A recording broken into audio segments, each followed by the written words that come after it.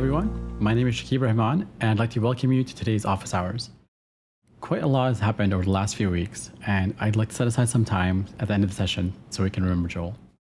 Now, I'd like to begin with a few simple announcements and quick updates, so let's get started. The latest release of Apex, release 21.1, was released on May 12th, so just under a month ago, and it brings several big features and enhancements to Apex. If you're new to the Apex office hours, you can watch these at any time. You can simply go to apex.oracle.com/office hours. They're completely free, and all the recordings are published online, so you can always watch them on demand.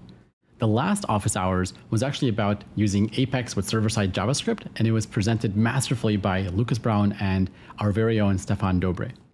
You can watch that session. In fact, it was one of our more popular office hours. Now, I also want to talk about Kscope 21. Kscope is an annual conference that's held by ODTUG, and it's really one of the highlights for me when I was attending every year. This year is a virtual event, and it takes place on June 21st. And as tradition, we have an Apex Symposium Day, and this is on Sunday typically, but because it's a virtual event, it's going to happen on Monday. And we've got a great lineup of Apex presentations presented from the dev team. So anything you want to learn, especially about Apex 21.1, the latest release, you're going to find it on that Apex Symposium Day on Monday, June 21st. The next thing I want to talk about is the Oracle Apex GitHub repository. So after a really long time, we finally have our own GitHub repository. You can go to oracle.github.io/apex, and you'll find all of our sample applications, our starter applications, our plugins, and maybe other examples as well. So you may be asking, what is a starter app and what's a sample app? So a starter application is a fully functional application. These are applications that you can use right away, but you can also customize them. And there's no concept of locking or unlocking these apps. So you simply go to the GitHub repository, download the application, import it into your workspace, and that's it. You can start using them. Now, sample applications, on the other hand, these are applications that you can download, and they showcase a piece of feature functionality. So if you want to learn how calendars work, or how maps work, or how cards work, these are features of Apex, and these applications show you different demos and how you can use them and how you can add them to your own application, and all the different various tips and tricks about them. So those are the sample applications. There's also plugins, and we have one right now. We plan to add a few more. And everything that you see, it's going to be available on here. Before, you'd get this from the Apex Builder. There was a app gallery tab. And the reason why we're moving away from this is because we can provide a faster response time and faster. So we have more time to go and publish new updates, fix bugs, deploy new versions. And these applications don't have to be part of the Apex release, meaning we can actually release new applications sooner. All right, the next thing I want to talk to you about is community feedback. With the Apex 21.1 release, I know that there was quite a bit of chatter on social media about the release and why we're working on the features that we're working on, and what's happening with some outstanding issues. So I wanted to say that we absolutely love hearing from the community, and we love hearing from our customers. We love hearing this feedback. And I also want to emphasize that we are listening. It may not seem sometimes that we do everything that you'd like us to be there in the product, but we're certainly listening, and we're trying to see what we can do to make this the best low-code platform and make you into superheroes. So with that being said, we have already taken a number of actions to improve our, improve Apex since this release. So we've already fixed over 150 bugs. We're starting to work on a new feature requests application. So currently we have an application, but we're completely going to streamline this. We're going to take in some of the more recent feature requests in that application, and we're going to triage them. And when a feature gets a number of, gets some traction, maybe it gets a number of votes, then we're going to have our PM team and our dev team review these features and see whether it makes sense to actually put into the product. So we want to be more transparent with this, and I think this new feature request application is really going to pave the way for you to provide feedback directly to the team. The next thing is we have a roadmap on the Apex website. So you can access this, simply go to apex.oracle.com/roadmap, and you'll see sort of our general vision for what's next and what we're going to be working on for future releases of Apex. Of course, if you have any bugs to report or any kind of issues you're running into with Apex, I would certainly urge you to reach out to Oracle support. You can also use the community forums. Simply visit apex.oracle.com/forum, and you can post your responses there. I'd also like to take a moment to introduce the product management team. So we have product managers from across the globe, and these are individuals that are really the best at what they do. We've got Monica here from Colombia, we've got Chaitanya here from India, Salim from the United Arab Emirates, and our newest addition, Jason Haynes. I've known Jason personally for several years now, and we've worked together on the pandemic applications, and I'm very proud to have Jason on our team representing us and really be the face of the North America-based PM. Now, our product management team are the folks you want to reach out to when you've got questions about Apex, concerns, customer engagements. You can reach out to them on Twitter, on LinkedIn, on the forums. These are the people that are here to listen to you and to help you. And with that, I'd like to hand it over to Mark, and he's going to tell you all about what's new in Apex 21.1, and then we'll get into some demos.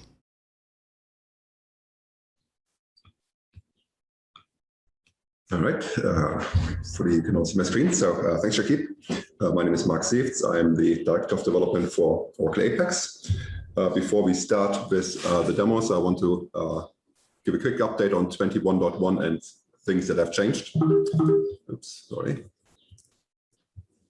So always please take a look at our release notes when we release a new version of Apex, and a few notable things in there. With Apex 21.1. Increase the minimum database release to 21.20.102.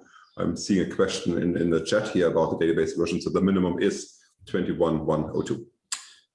We support all current and prior major releases of browsers, Chrome, Firefox, Safari, and Microsoft Edge. And most of you know that we switched our versioning scheme for Apex some time ago. We started with Apex 18.1 to have the year in the version followed by 1 and 2. We always have 2 releases each year, every 6 months. And with 21.1, we're making another change. We're going to include the patch set exception number in the version. So the release when we shipped Apex a month ago was 21.1.0, and that's still the current release. But once the first patch is available and you install that patch, the version will be 21.1.1. So the first PSE should come out relatively soon. Every time we have a new release of Apex, we ship PSEs sometime after to address and fix any severe bugs that have been found. And those PSEs are always going to get additional bugs over time. So you can always just download the latest version of the PSE, download that, install that in your Apex instance, and get all the latest bug fixes. So if you want to check on which version is available, go to apexoracle.com/download. You can download the latest version of Apex there and read about any known issues, and find a link to the PSE, which is available via Oracle support. And then here's a link to our release notes. Just go to the Apex 21.1 documentation and navigate to the release notes, and then you can read up on all of this. VD supported a number of features in Apex 21.1, starting with web sheets, which had been deprecated for some time. With Apex 21.1, it's no longer included, no longer functional. We also deprecated, desupported the Oracle Forms migration utility. That's been deprecated for some time as well. And I guess for a number of years already, it kind of was more of a project tracking application, and today there are better ways to migrate your Forms applications to Apex. So if that is something that you plan on doing or currently doing, I would refer you to the apex.oracle.com site. There's a whole page on best practices for Oracle Forms migration. There was a little bit of confusion that I want to clear up about the REST administration interface being desupported. That was a rarely used interface for some metrics, it does not refer to the REST workshop in Apex. So that's still there. That's not changed. This is purely a interface that was there for some time for certain metrics. We de-supported Microsoft IE 11 in our previous release. Now with 21.1, we're also de-supporting Edge Legacy. So when Edge first came out, it was Microsoft's own implementation, and they later on switched to a Chromium or Google Chrome-based implementation of Edge. So that's the version of Edge that we support. And as many other browsers, Edge typically updates automatically, but there may be some instances where you may run one of these Edge legacy versions. So in those cases, make sure you upgrade to the latest version of Edge. We also de-supported AnyCharts. They have been deprecated for many releases. I don't know, 4 or 5 years ago, we introduced our JET-based charts. And ever since, we kind of kept the AnyCharts in the product, and you are still able to run them. But with Apex 21.1, they are no longer supported.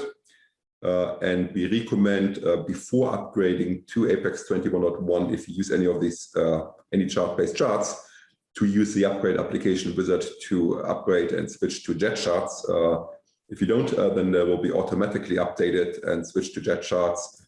And there may be some customization that you define via custom XML, which will not be handled. And then for any maps and any Gantt charts, they will not automatically be switched over to JET. In those cases, we switch them to static HTML regions so that you keep the information about the query and such. We set them to never, but you will still have a reference of what was there and how it was implemented. All right, then a couple of weeks ago, Joel had written a blog post about Apex no longer being included with the database. As many of you know, Apex has been included or was included with Apex since 2004.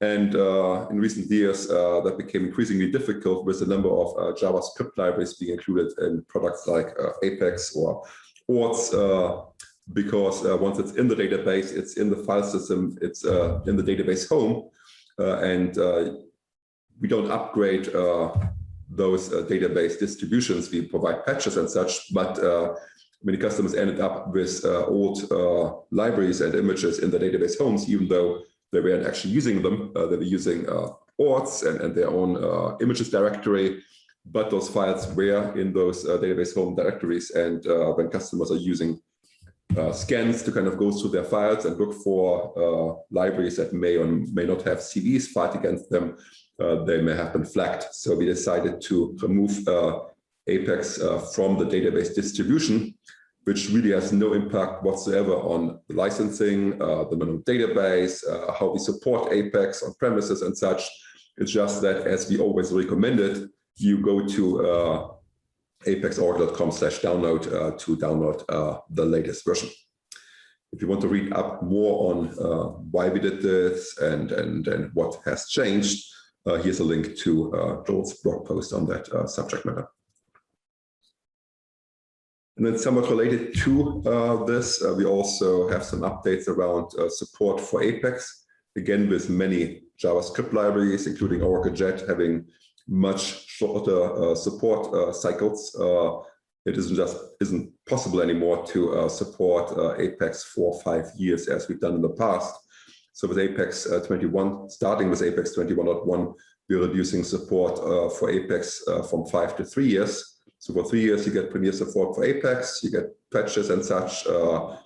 And for the older versions, of course, we stated our support for 5 years, so that remains in place and in effect. Right, so then lastly, JavaScript libraries. I touched on that. With each release of Apex, we always keep our JavaScript libraries up to date. You get the latest versions of Jet and many other libraries. That is important because many open source libraries, third-party libraries, constantly have some security vulnerabilities, CVEs filed against them, which requires us to upgrade these libraries. And everybody who's using these libraries should do the same. But if you're mainly a JavaScript developer using all kinds of JavaScript libraries, it's a difficult thing to do, to kind of go through all your code, check on all the libraries, and all keep them up to date. So we are doing this for you and for ourselves, of course, to always update to the latest libraries.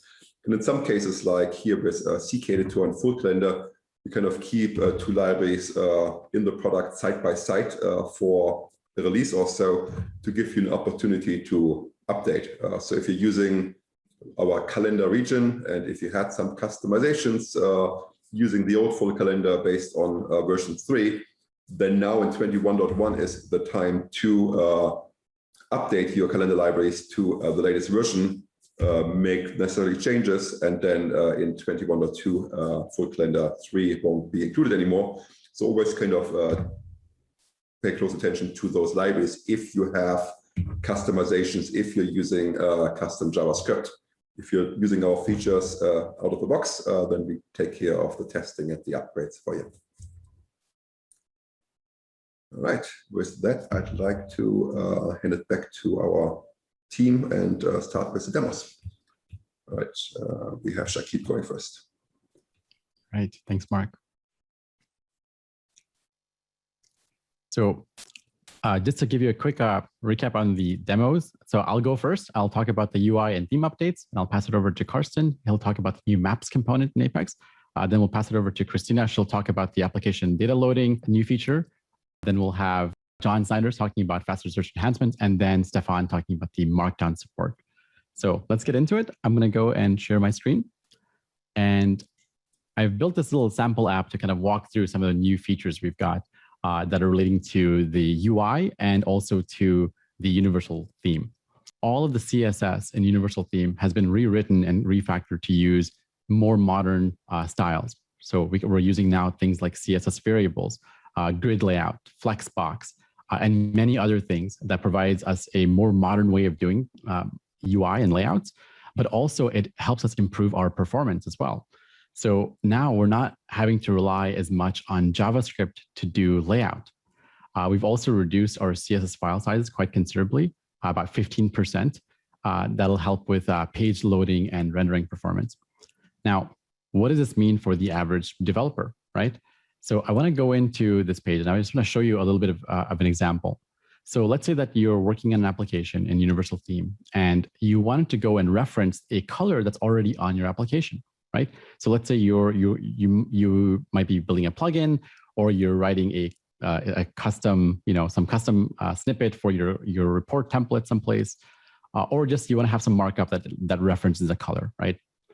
How would you do that? Well, before you might go and inspect an element here. So you go look for the color you want to grab. Maybe it's like the header colors. And then you look around, you find some color and you'd grab it and you'd reference that specific color. Now we use variables for everything. So just to sort of show you what's happening here, when I inspected this little header section, right? On the right side, you see all the CSS, and you're going to see this new syntax here. You're going to see var and then parentheses and then the name of the variable that starts with 2 dashes. So in this case, we've got this background color, which is defined by the UT header background color variable. And you can see that it's set to blue. And if I was to click on this in my DevTools, you'll see that the color is set once, and it's coming from the Vita style sheet, right? So this is the theme style for the theme, and this is where that color is coming from. So if I wanted to reference that color for a custom component, I can do so fairly easily. So let's say I have a little box. This is an example, div that I've got here, and I have a little class called example. And in there, I'm setting the background color and the color, right? These two CSS properties, fairly basic. Instead of defining the actual hex value, the actual color here, instead we're referencing the variable. And what this allows us to do is if this single variable gets updated, and you can update this in your application, or really you can use Theme Roller to update this. I'll just sort of show you what happens. You will notice that not only will the header change, but also any other place that references that color. So this allows you to build plugins or add custom styling and markup to your applications that use the Theme Roller backed colors, right? So how does this work?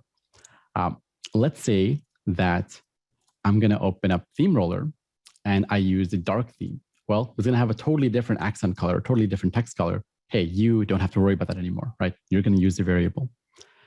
You can also set CSS variables using JavaScript, and you can set them at many levels of your page as well, just using the existing fields that we have.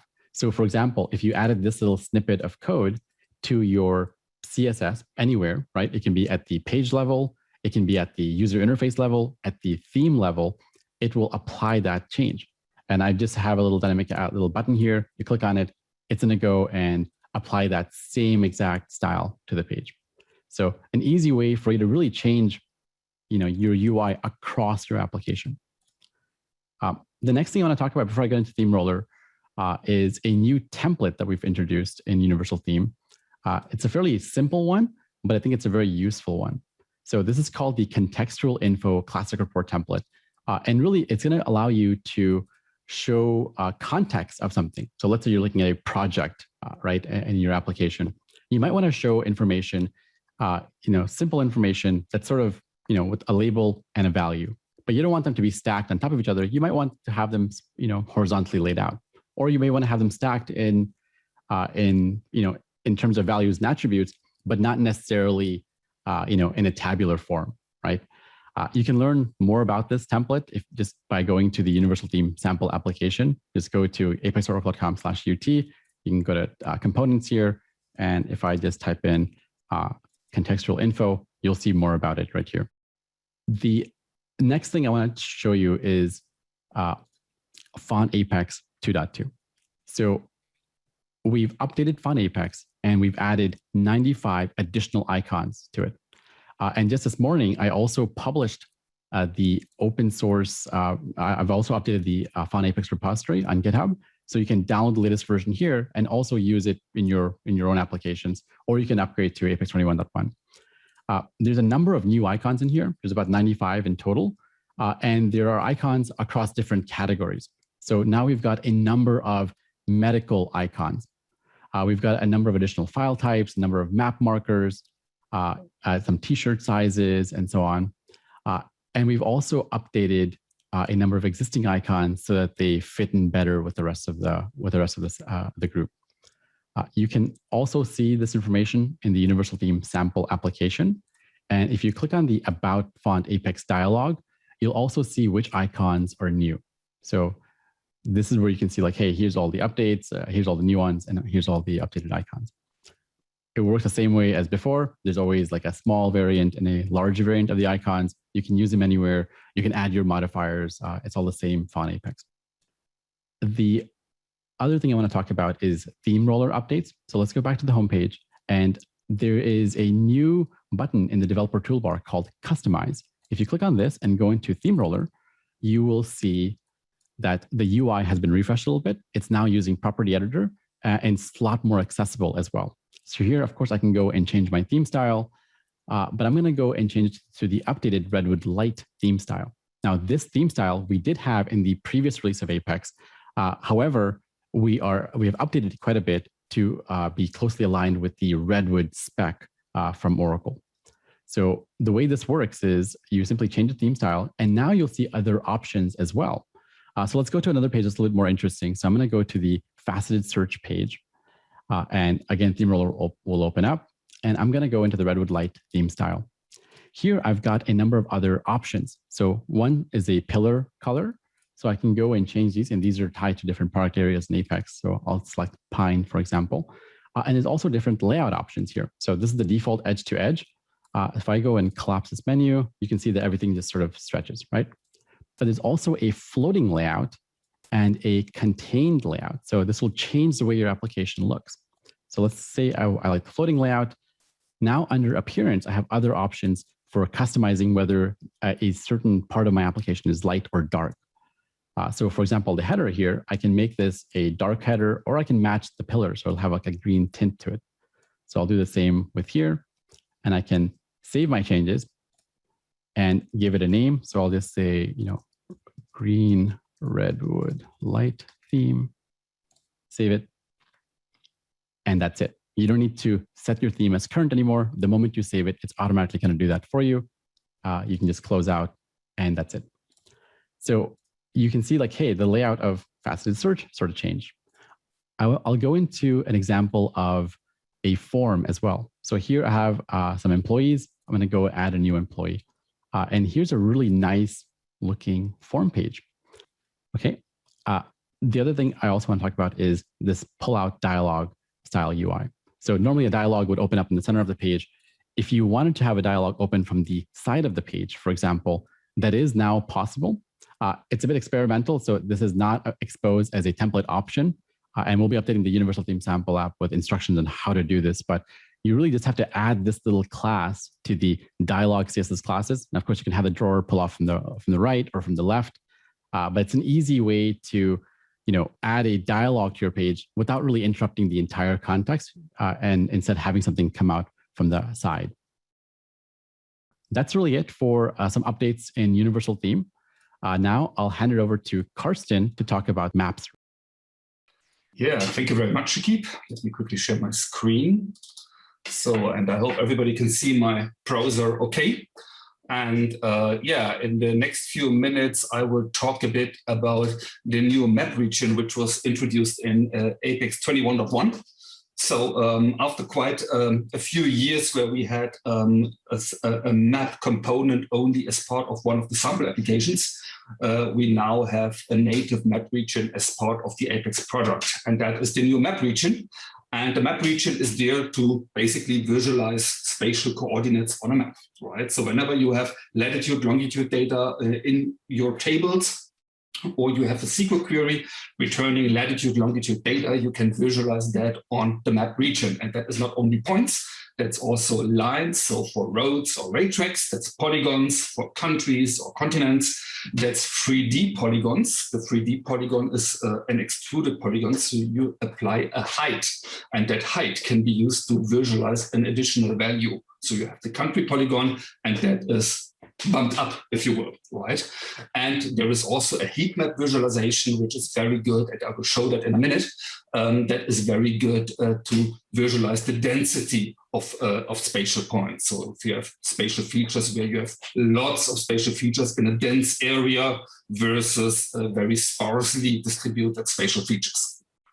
Data can come from the local database, of course, from a SQL query, but also from a remote Oracle database using REST-enabled SQL, or from a REST API using REST data sources. So we can have simple latitude, longitude columns, so two number columns, which is the most simple case.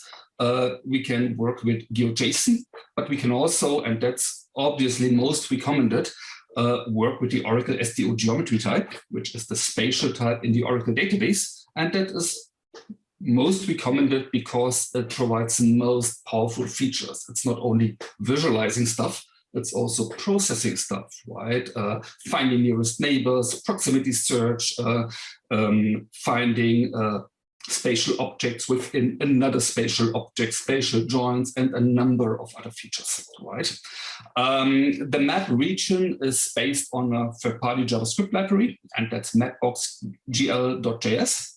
And the background maps are coming from Oracle's map server, which is maps.oracle.com. And the interesting bit for all of you is that unlike other providers, you don't need an API key for this. You, as Apex developers, as Apex customers, are licensed to use the background maps from maps.oracle.com. No API keys, no hassle, no worries. You can just go ahead and use it, right? Okay, let me now quickly show you a few things with the map region. And we will start with a very simple example. So I have my earthquake table here, and that has an ID column, a title column, the coordinate, of course. SQL Workshop can't display the SDO geometry, but you will see we can work with that. And we have a magnitude. And since my table contains 15,000 rows with earthquakes with a magnitude of 0.0 something, it might be all a bit much, so I'm restricting this a bit, but we will still get enough rows to see something on the map. Okay, let's now create a new page, and we will pick a map page.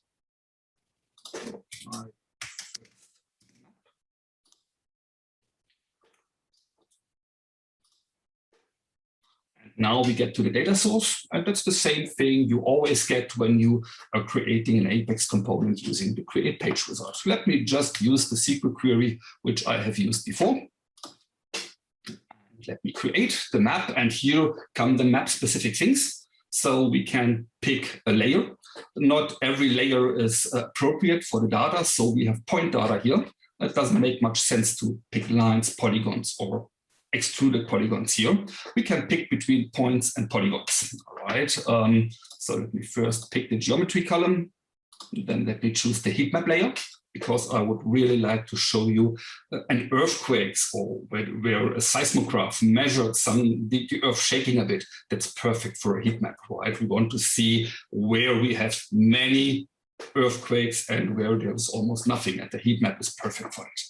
So I think that's it. We can now create the new map page. And as always, after the map page has been created, we are redirected to Page Designer, where we can edit the page. But let's first just run the page. And it now pulls in the data.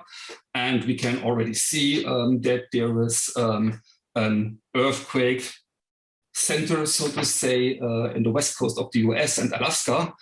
Interestingly enough, this is also, as we learned in school, this is the fire ring where we can see the earthquakes, but we can clearly see that the data provider for this was the American Geological Survey, and they have a focus on the US, obviously, and that's clearly visible in the data as well.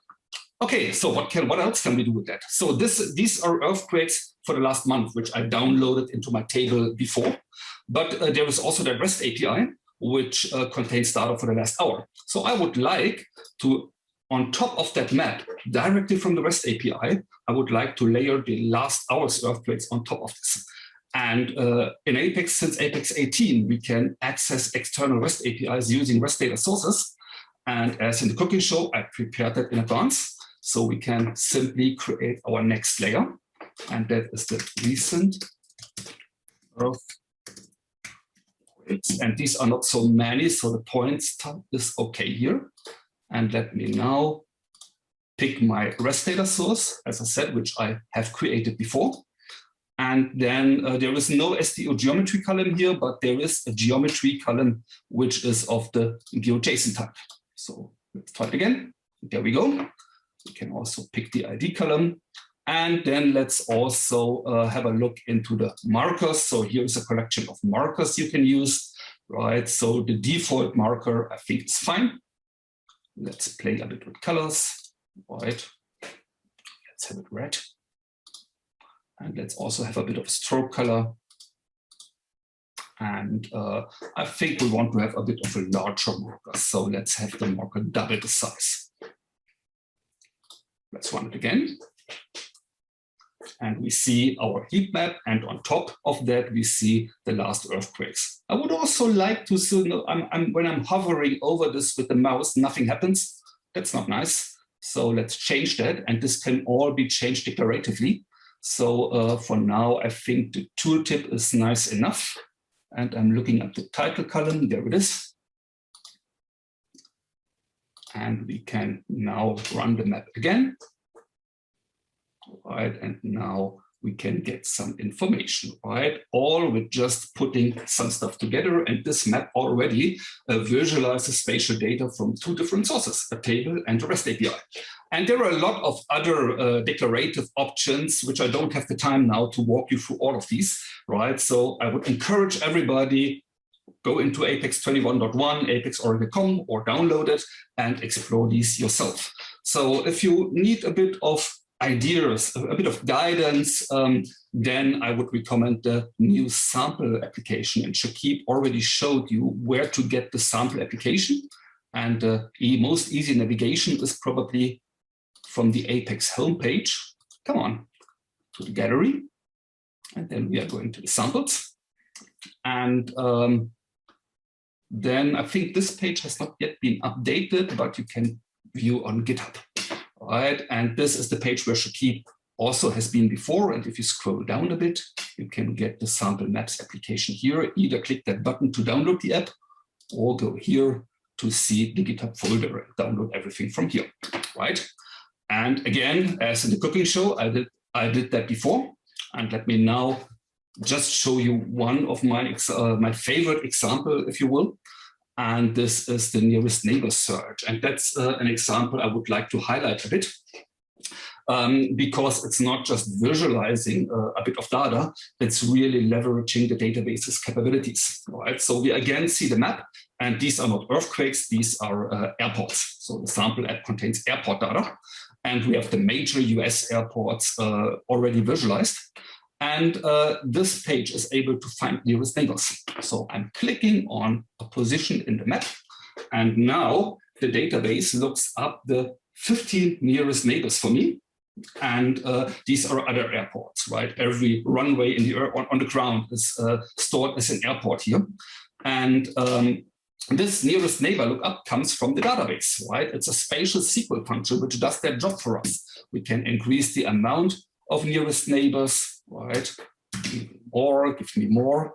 And we can also apply filters, right? And this is really database functionality. I only want to have nearest neighbors which have at least 1,000 starts and landings. So, and now you can see how I have to go farther away to find my nearest neighbors, but I might want to limit that again to only 200 kilometers, which is maybe not enough.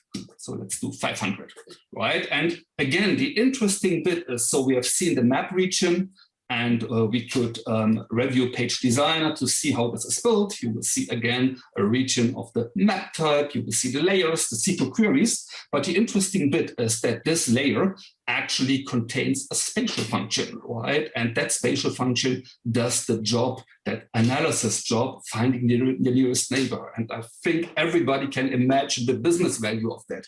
Give me the nearest, so for private matters, give me the nearest pizza services.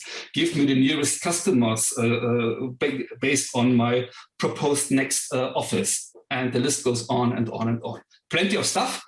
I encourage you, explore it yourself. That application is available for download, as I was saying. Just navigate to the gallery, go to GitHub, and look up the sample maps application. And then you can download, install that, so import that sample application into your Apex 21.1 instance, and then follow the wizard, and you will see how this works. And that's pretty much all I have. And with that, I would hand over to the next speaker.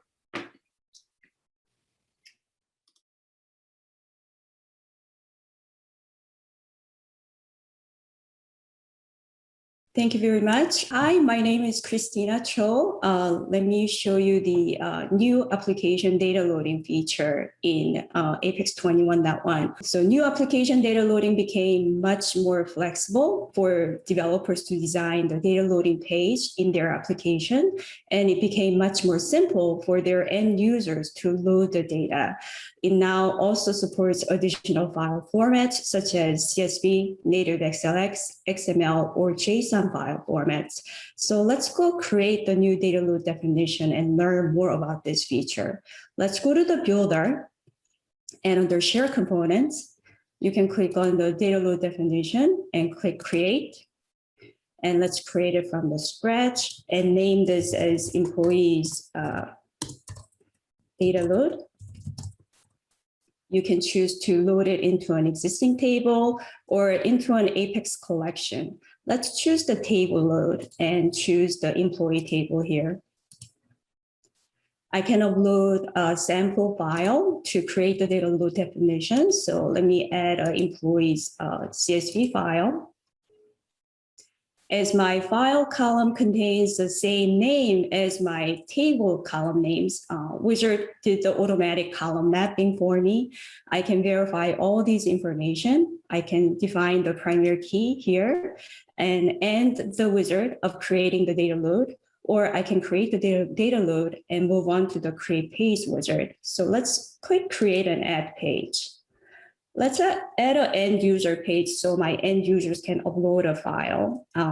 So let's call this as employees data load again. And at the last step of the wizard, the data load definition I just created is pre-selected for me. I can design my end user page to upload a file or do a copy paste of a CSV file. I can also define a maximal file size limit for the file upload. So my end users does not upload more than the 5 megabytes of size. This can be adjusted once the page gets generated by the wizard, but I'll just take the default and create the page. So now notice that the wizard has generated a page for me. If I click on page process, it's actually using new native data loading process, and it's calling the share component to call that data load definition to load that data into the employees table.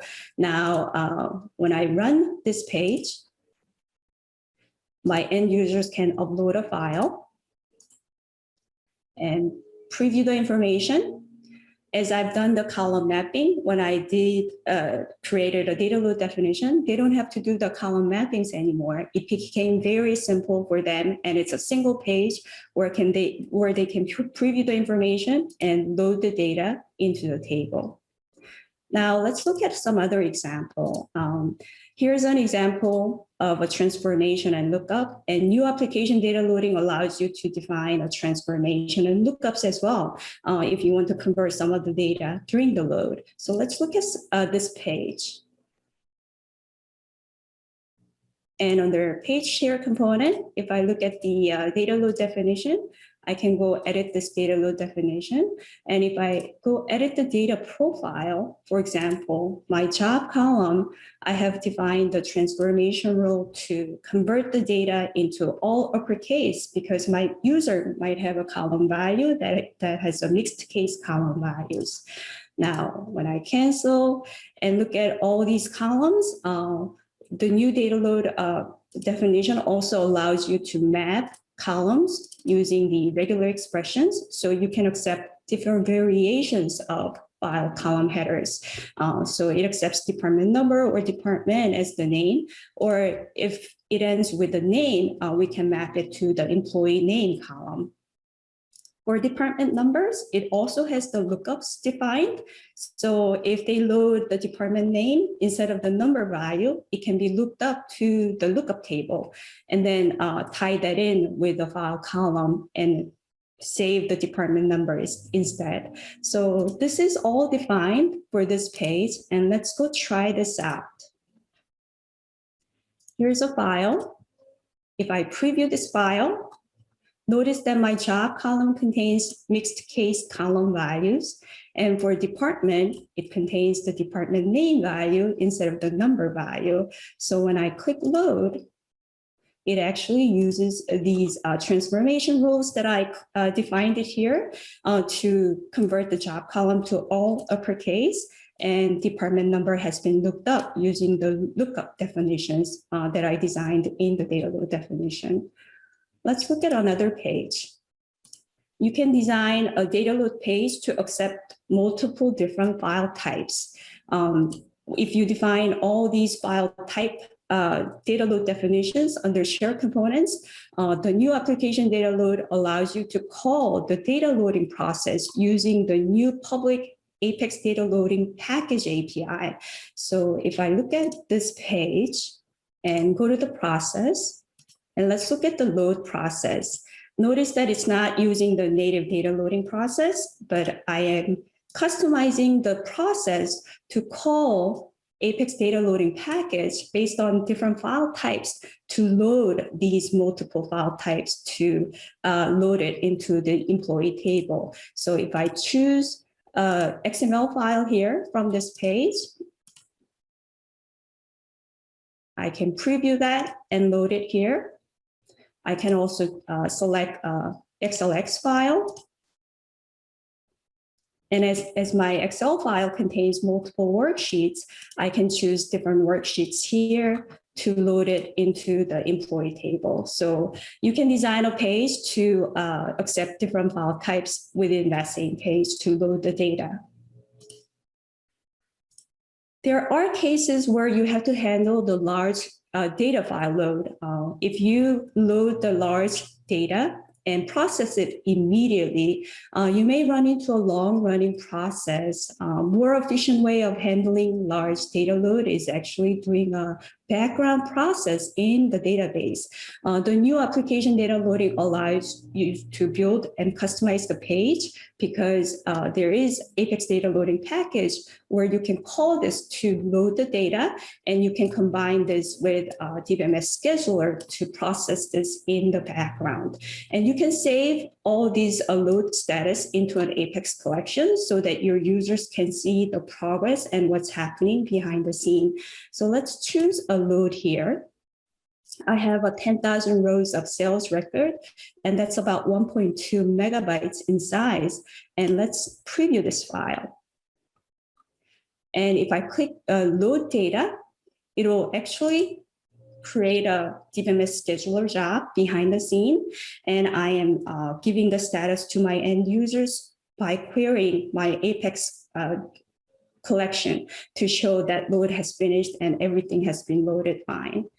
You can design your page to accept a zip file as well. So if the CSV file was large and somebody gave you a zipped version of it, you can make it to unzip it using Apex zip package to load that in the background. What if something errors out during the background process? That's not a problem. The new application data loading also has a declarative way of handling errors. So let's look at the data load definition that page is using. There are multiple ways of handling the load. You can ignore the error completely or stop at the error, or you can make it to continue on. And for the table load, you can log the error into the GML error log table, or you can log it into an Apex collection. So I've set it to log it into an Apex collection and gave a name.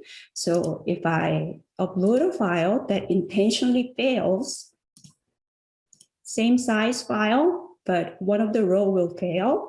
And again, it's loading this in the background. So it's not immediately processing. My browser is coming back immediately. The load status is querying from the collection. And now that arrow is saved into another Apex collection that I defined in the data load. And I'm displaying that to my end users. What's the reason for the failure?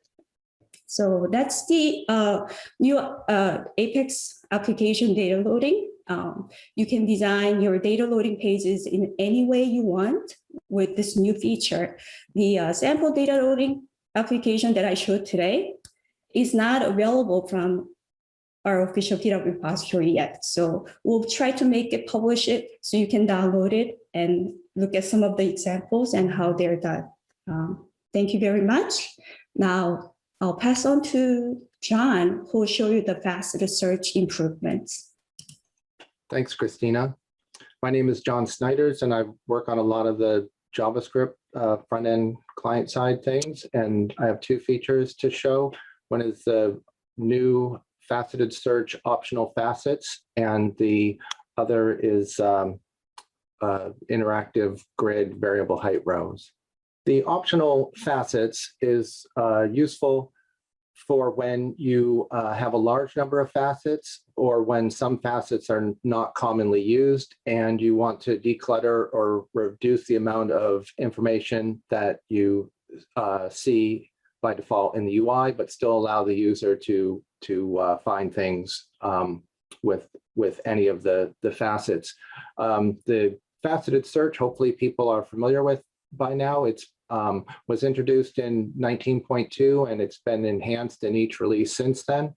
So when you configure a facet to conditionally display, then you'll get a more facets button at the end of the list of facets. And clicking on that, the user can see all of the conditional facets, and some can be shown by default, as we see here with tags. As you click on any of these facets, they show up immediately. If the facet is a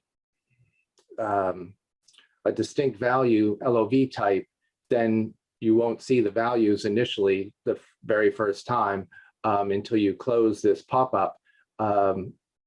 And also the counts are not updated until you close this. But anyways, once you've chosen which things you want to see, you can click outside or press the escape key, and now all these facets are available, and you can make choices just as you ordinarily would. One thing to keep in mind is that if you start filtering on one of the conditional facets, optional facets, and then as we see here, filtering on the manager, and then you remove that facet, the default behavior is that once you close that, that filter is removed. Let's take a look at how easy it is to configure this functionality. All of the facets have a new have two new options called display toggling, and the job column is always shown, so display toggling is off. This also applies to facet groups and all the facet types.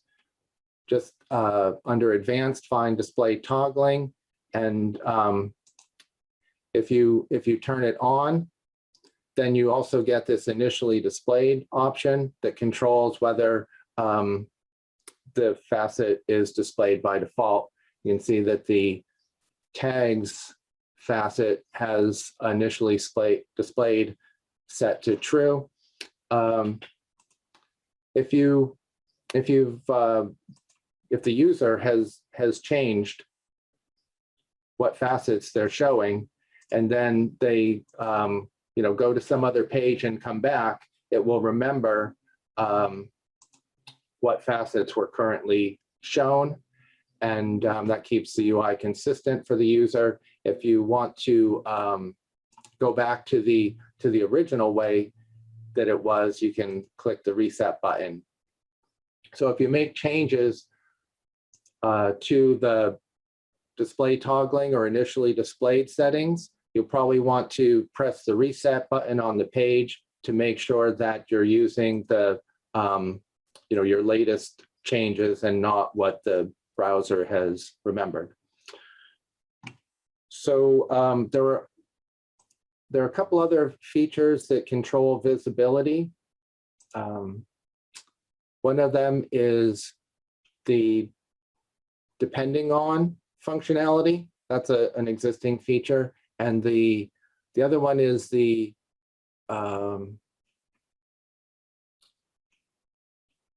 let's see, it doesn't show up for all of the list of values, but yes, if you have a cascading list of values and you've set the parent to be required, that could make the facet either visible or invisible.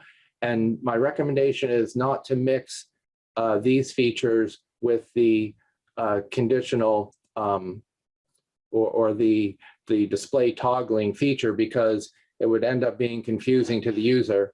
I don't want, I don't think that would naturally happen. Like, you wouldn't naturally want to do that, but I mention it and explain that what happens is that the last thing that happens to make a facet invisible or visible wins. So it doesn't matter whether it's the user choosing to show or hide something, or if it's the depending on rule kicks in, the last thing that shows or hides is going to win.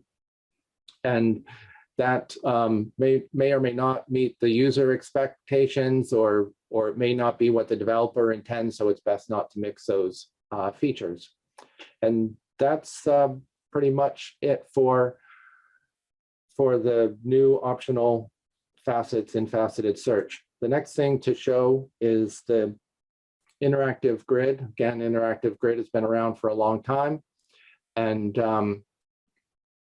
variable height rows is something that people have wanted for a long time. Here we can see interactive grid with a column that has a lot of text in it. And can make the column wider, sure, but it's always going to show just one line of text unwrapped, without wrapping, and it has a little ellipsis at the end to show you that there's more text. But something people have wanted for a long time is to allow this text to wrap as much as it needs, so you can have variable height rows. And that's what is now available. Here we can see the a different report, but it's really a report on the same data. And you can see that this row is showing all the text, and the text wraps. And now you have essentially rows with varying height. You can still resize these columns, and the browser automatically adjusts the height of the row. And it works. Here we can see that it's using the frozen column heading. The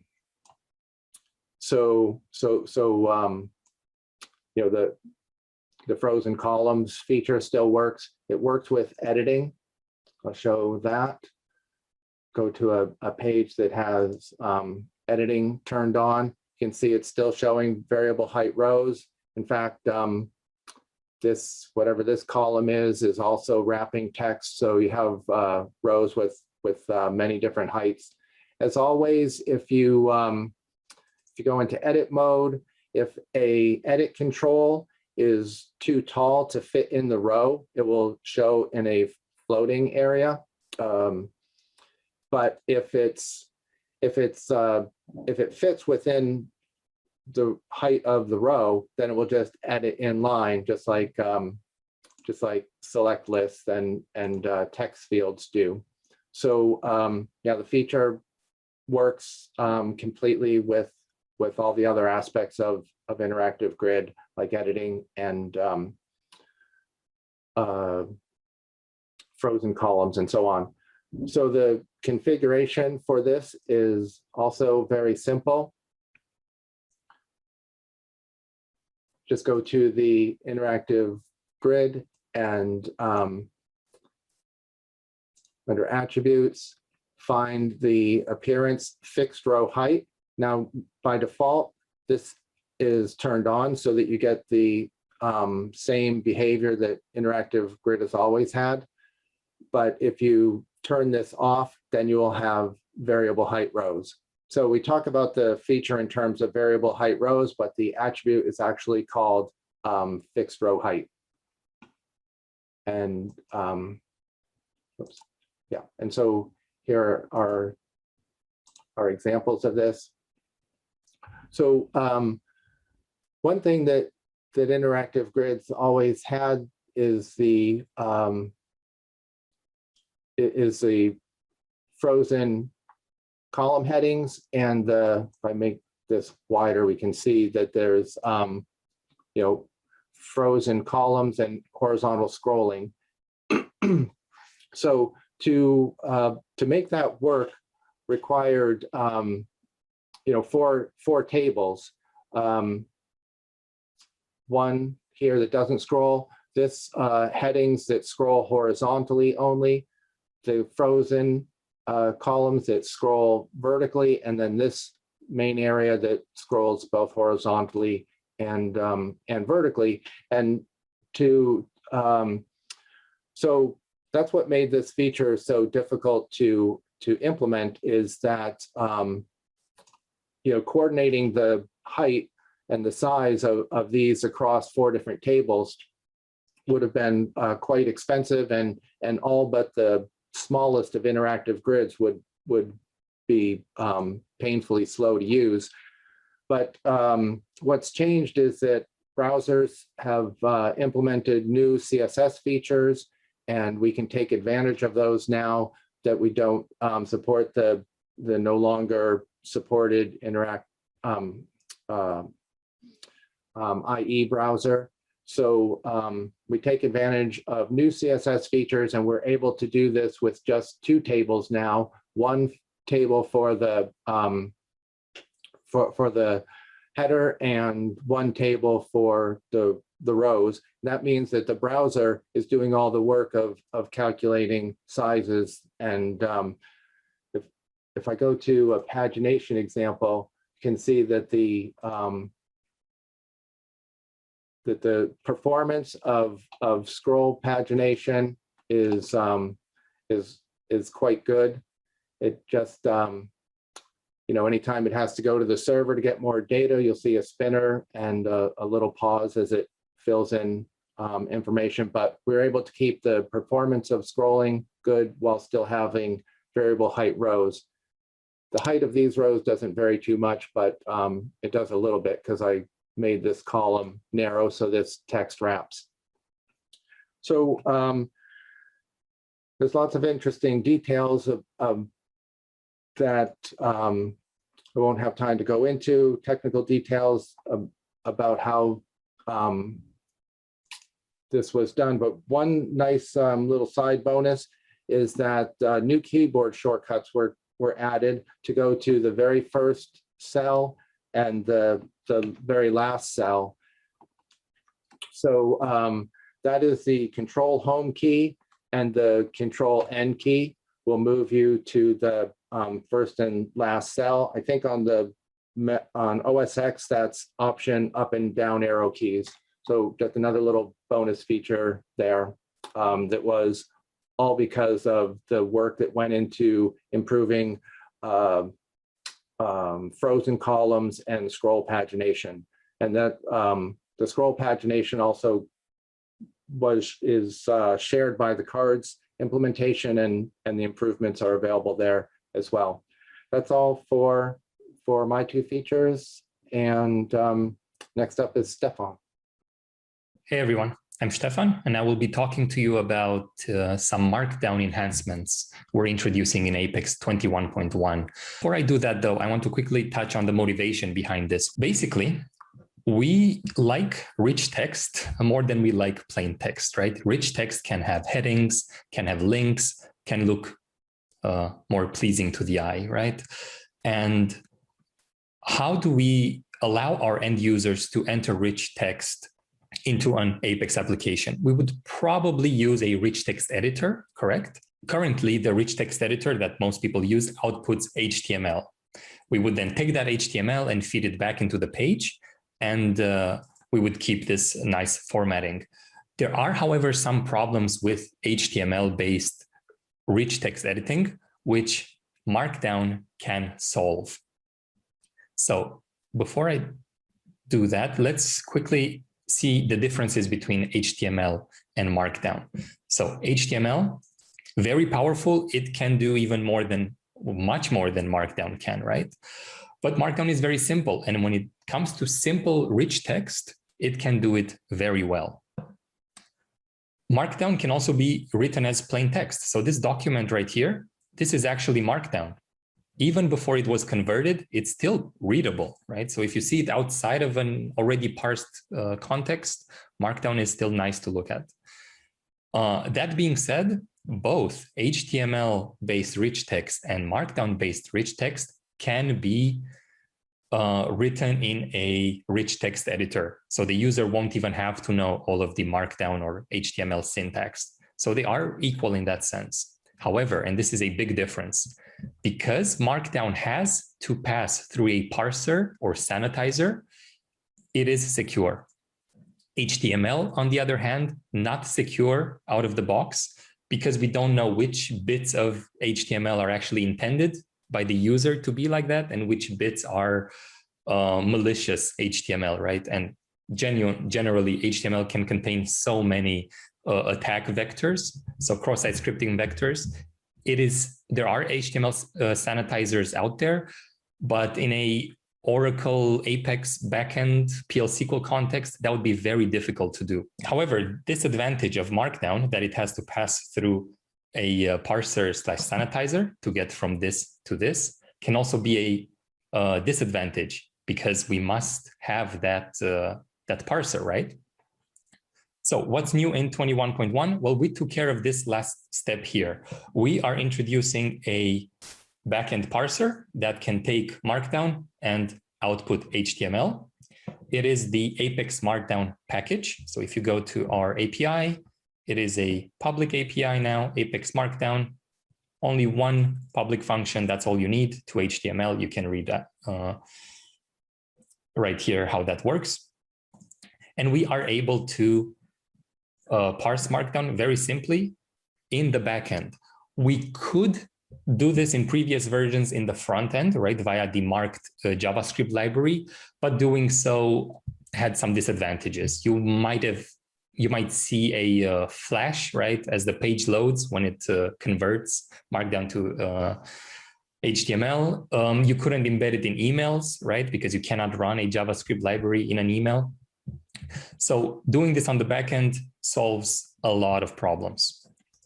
Now, having this backend parser allowed us to easily integrate it in various components. So you won't even have to worry about the inner workings of this package.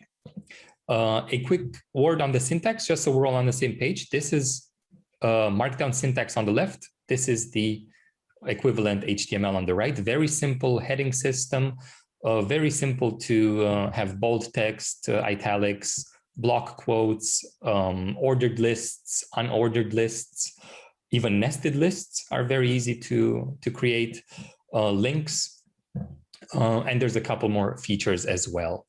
However, if you do want the definite spec about what sort of Markdown becomes, what sort of HTML, have a look at Common Mark. This is the Markdown spec, the most widely used and implemented spec. So if you just Google for Common Mark, in Apex 21.1, our backend parser 100% implements this spec. So whatever you see here, our backend API can do. But now let's discuss an actual example. So we'll look at how we can input Markdown and how we can practically output Markdown. For inputting Markdown, we have a couple of different ways. Because it is plain text at the end of the day, we can just write it in a text area. That's a bit boring though, right? Which is why in Apex, we also have a Markdown editor for a couple of versions already. We've been having it. So you still write plain text, but you do get some syntax highlighting. That's bold. Some syntax highlighting, a couple of helper buttons up here in the toolbar, and also a preview. So you can write your Markdown and also preview what that Markdown will become later. Some people don't like this system very much, but it is a very common pattern on the web. If you look at Stack Overflow or GitHub, they all use such a Markdown editor.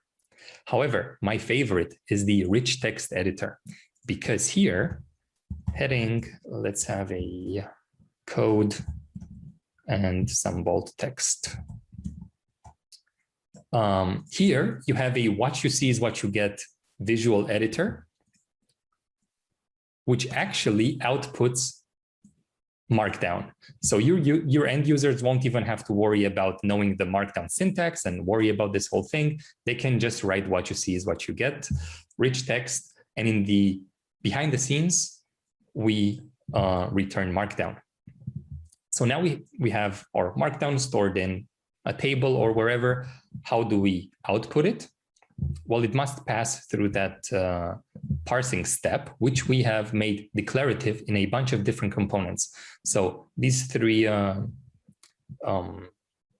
things right here all take this block of code or this block of Markdown as input and nicely display it as an output. The simplest integration we have done is the display only page item. So if you have a display only page item, which is this one right here, you can simply set its format to Markdown and you're done. Apex will take care of doing this conversion, sanitization, everything for you.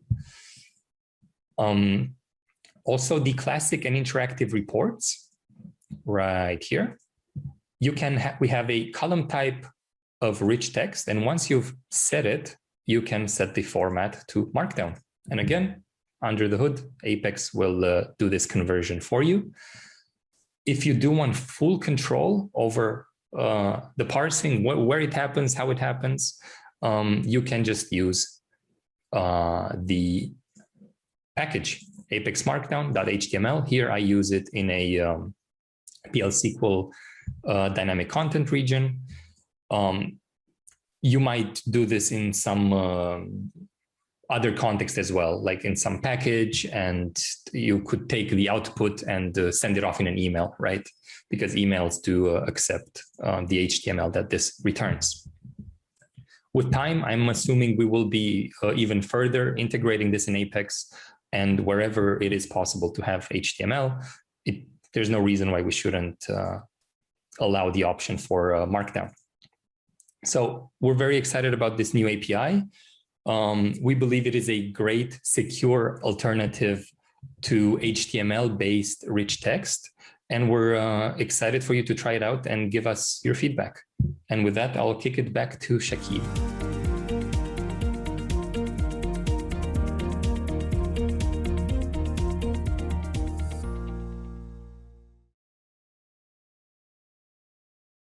Thanks, Stefan. This concludes the Apex 21.1 demos for our office hours. Now, we'd like to spend a few moments remembering Joel, and I'd like to pass it over to Mark to share a few words. Thank you, Shakib. First, thank you everybody for your great demos. I think 21.1 turned out to be another great release, and I know that Joel would have very much liked to introduce it to the community. So I'd like to take a moment and thank Joel for all he's done for Apex and for the community, and especially for inviting me to join the Apex team almost 20 years ago. As many of you know, Joel started Apex together with Mike Kitchener in the late 90s. Back then, they were part of Oracle Government Education Healthcare Sales. And they worked on an internal calendar and schedule solution, working closely with Larry Anderson. There are a number of known faces in there. You see Mike in the middle, Joel on the left, and David Bliss on the far right, who's with us today in the Apex team. Tom Kite, who some of you might know, and Sergey Lundesen, who was our first PM for Apex. I personally met Joel for the first time in 2001. I just moved to New York from Germany, worked in Oracle Consulting, and worked for the city of Chicago back then. We were introduced to Mike and Joel's Flow Builder framework at that time. It helped us tremendously to make that project a success, and we all moved on together to work for the Chicago Police Department. And then on this picture, you see me and Joel a few years later. Once Apex had become an official Oracle product, we were working on expanding our team size. Went to India a few times in 2005 and 2006, which was a great experience for us, and found some great new talent there. Here you see Joel walking around there, and me and Joel enjoying the local cuisine at McDonald's. So I guess most of my fun memories really with Joel go back to our time at our conferences, Open World, Kscope. This one was taken in 2009, and you'll see, I guess, Joel here on the left, Mike, Anthony, others, sorry. And this one actually was the last time Joel and I met in person at Open World 10 years later in 2019. So with that, I'd like to thank Joel again. We all miss you, and back to Shakib. Thanks, Mark. I wanted to share the story of Joel's profile photo. This photo dates back to December 2014. It was shortly after the UK OEG conference, and we had decided to take a stroll around London after meeting with Joel's favorite customer. What makes this photo unique is that it marked a defining moment for all of us. It was taken just 4 months before the release of Apex 5, and that release was a game changer. It forever changed the perception of Apex. It was also at the same time that Joel coined the term, "Let's wreck this together." In my eyes, that photo defined Joel as a person. He was always forward-looking to a greater purpose, bold, brazen, brilliant. A year later, we went back to that very same spot and we tried to take the same photo again. And I wanted to share it with you today because we never quite got it right. I will always remember taking these pictures because there's so many of them, to the point where it was hysterical because we were comparing the photo to the original. just that entire scene, like that was a truly Joel moment. And I'm sure that those of us who are fortunate to have known Joel have our own such memories. Now, whether Joel was with the team or with the community, he was always the same genuine person. He thrived on connecting with others, learning about them, helping them, elevating them. And he never let an opportunity to build community and build friendships go to waste. Joel's warmth and enthusiasm inspired countless others across the globe to be the best versions of themselves. He leaves behind a community that only he could have built, and a spirit that will always be at the heart of Apex. I'd like to leave you with a message from Joel that was recorded during last year's Apex at Home web conference. So this is no longer Oracle talking, but this is me personally, okay? The last trip I took before everything shut down was to Oracle headquarters in California. And on March 6th, I had a meeting with a customer. I don't know if I'm allowed to say it, but I'm going to say it anyways. Rotary International. I'm sure you heard of them. I heard of them. I couldn't really tell you what they're about. And so I did some basic research on them. And I found that they're a non-religious international service organization, and their motto is service above self. And those words completely resonated with me because ultimately it's the purpose of my life, to elevate and serve others. And I told them directly it was my honor to be able to meet them and talk to them, as their purpose is so completely consistent with my calling. And on my flight home, that's what repeated in my head over and over again: service above self. And those who know me personally know that I have an unwavering faith in God. It's what defines me as a person. And I don't try to conceal that fact, and I attempt to live my faith.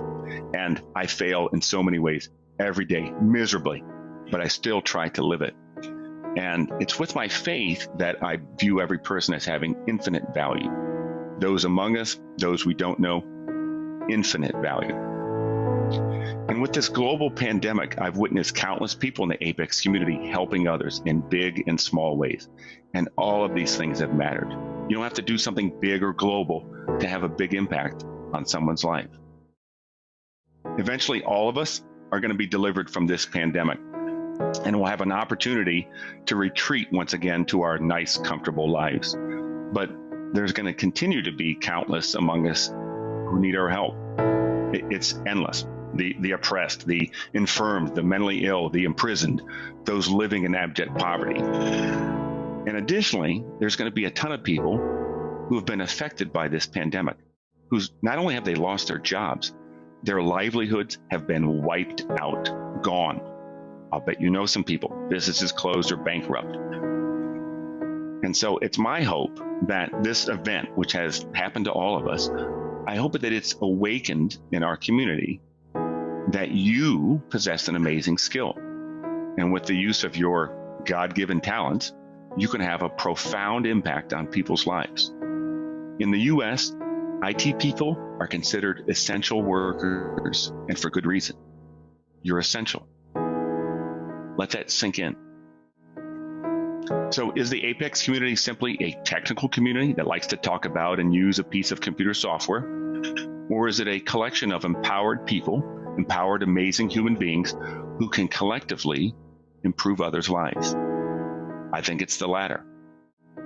The Apex community is unique within Oracle, and I would say unique within the industry, and I've never seen anything like it. And I'm simply grateful to be a part of it.